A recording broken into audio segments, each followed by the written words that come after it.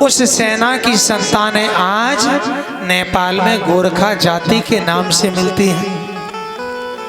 गोरखा जाति गोरखनाथ जी ने बनाई यहाँ। अच्छा, बड़ी विडंबना है समाज में। बुद्ध धर्म का अनुयायी था तो क्या हुआ? गोरखनाथ जी के भक्तों से क्यों द्वेष था इसे? ये द्वेष आज भी समाज में चल रहा है।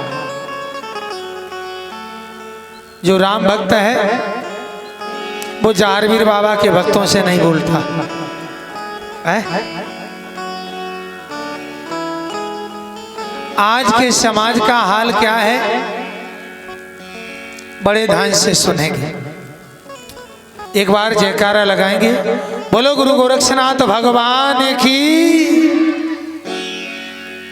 हम सबका इस समाज में क्या हाल है बताऊं? एक गांव में हाथी आया। बड़े समझने की बात है। एक गांव में हाथी आया और ऐसा गांव जिसमें सब अंधे रहते हैं, अंधे।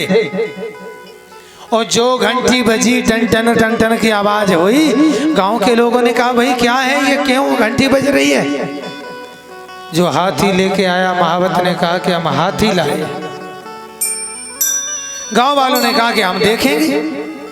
महावत ने कहा तुम अंधे हो, तुम क्या देखोगे हाथी?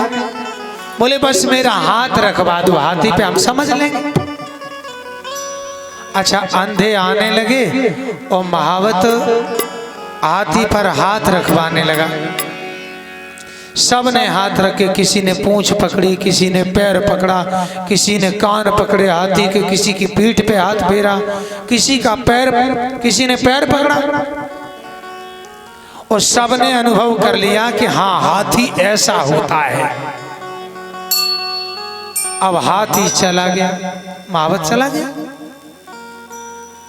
अब गांव में विडंबना हुई, आपस में चर्चा हुई। जिसने पूंछ पकड़ी वो कहने लगा आपने देखा हाथी? हमने देखा है। कैसा होता है? हाथी एकदम झाड़ू की तरह होता है, झाड़ू जैसा, क्योंकि पूंछ पकड़ी। और जिसने हाथी का पैर पकड़ा वो कहने लगा तुम नहीं जानते, हाथी एकदम खम्बे की तरह गोल होता है। और जिसने हाथी की पीठ पे हाथ फेरा वो कहने लगा अरे तुम कुछ नहीं जानते, हाथी तो एकदम चबूतरे की तरह लंबा चौड़ा होता है। जिसने कान पकड़े वो कहने लगा तुम नहीं जानते, हाथी तो एकदम सूप की तरह होता है। अनाज साफ करने वाला सूप जो होता है कर दे वैसा होता है। जिसने सूंड पकड़ी वो अपना अनुभव बताए। अच्छा ये बताओ, इसमें कोई झूठ बोल रहा है? कोई झूठ नहीं बोल रहा है, सब सही कह रहे हैं। अच्छा सही कौन कह रहा है? कोई नहीं। झूठ भी कोई नहीं कह रहा है और सही भी नहीं कह रहा है कोई।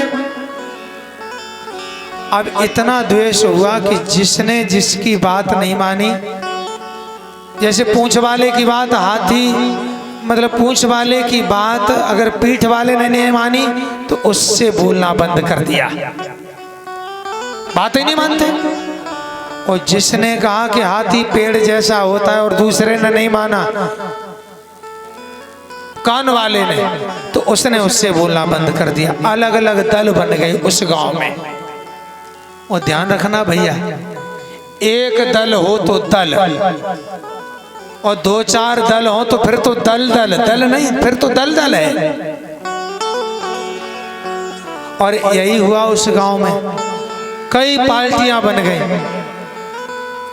एक आदमी जो बाहर गया था जब हाथी आया था, बाद में लौट के आया, उसने देखा कि कोई किसी से बोलता ही नहीं। गांव में बड़ी आफत, राम राम ना करे कोई। पूछा भाई ये दिक्कत कहाँ से पैदा हुई? गांव वालों ने कहा कि महावत हाथी आया, हाथी जब से आया तब तक ये विडंबना हो गई, गांव में झगड़ा हो गया। अच्छा महावत कुछ कह गया था?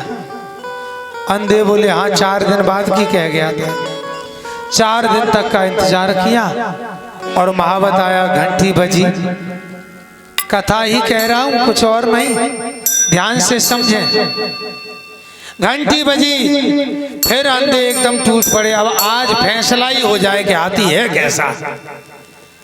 बोले हाथी हमें दिखाओ। महावत से पूछा, भैया हमें एक बात बताओ, हाथी झाड़ू की तरह नहीं होता?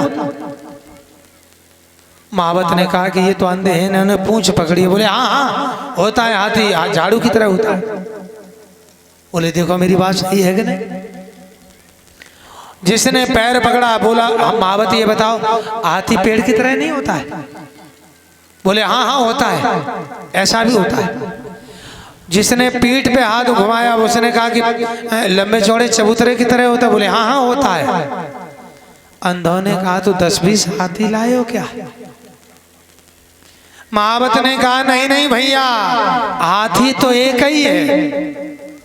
आप भी इस बात को बड़े ध्यान से समझें, हाथी एक ही है, लेकिन जिसने जितना पकड़ा उसने प्राप्त को पर्याप्त समझ लिया। इसलिए ये दोष हो गया है अपने समाज में। जो कबीरदास जी को मानते हैं वो गोरखनाथ जी के भक्तों से दोष करते हैं। अरे भैया नहीं, तुम जानते ही नहीं, भगवान तो वो है। और जो भगवान श्री कृष्ण को मानते हैं वो बौद्ध भगवान के भक्तों से दूर है। नहीं भैया, आपकी पार्टी अलग है। जबकि हाथी कितने हैं? हाथी एक है। आपकी श्रद्धा और भावना के कारण अलग अलग आपकी नजर बन गई है। इसीलिए आप द्वेष न करो, भगवान के ही सब हैं, भगवान ही सर्वत्र हैं। आप अपनी दृष्टि बदलिए तो संसार बदला मालूम दिखाई देगा। प्रेम से कह दो गुरु गोरक्षनाथ भगवान की। आप सभी